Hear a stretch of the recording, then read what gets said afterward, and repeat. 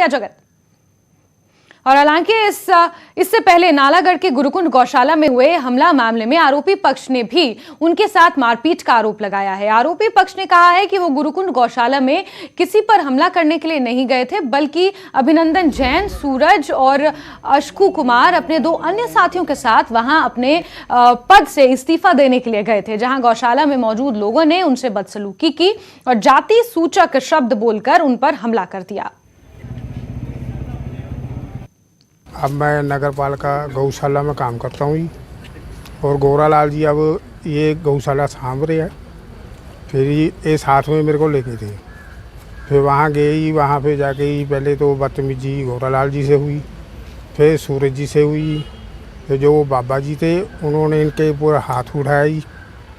फिर उसके बाद ही गंदे लफ्ज़ बोले गए जाति वास्ते भी, चूड़ा चमार जो भी है उन्होंने बोले सारे भाइयों ਨੂੰ भी। फिर उत्थे ही फिर हथों पाई थोड़ी मोटी हुई जी, साड़ी सब्जी हुई।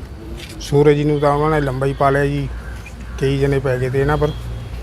फिर चलो माड़ी मोटी साडे नाल भी हुई जी। लड़ाई इस बात पर हुई कि आप यहाँ से चले जाओ, हम आपको यहाँ पर नहीं रहने देंगे। मैं कहा हम तो रिजाइन देने आए हैं।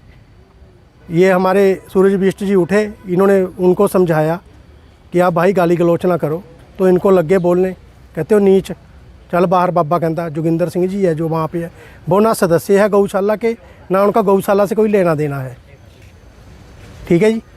उसके बाद वो जो उनके साथ आए हुए थे वो इनके ऊपर टूट पड़े, इनको काफ़ी चोटें आई। हम भी बीच बचाव करने लगे, हमारे भी लगे वहाँ पे। हमारी तो प्रशासन से यही है कि यहाँ पे हमें इंसाफ दिलाया जाए, जो भी है इन पे कार्रवाई की जाए। चलिए आगे बढ़ेंगे खबरों में। कांगड़ा से बड़ी खबर है, जहां कांगड़ा के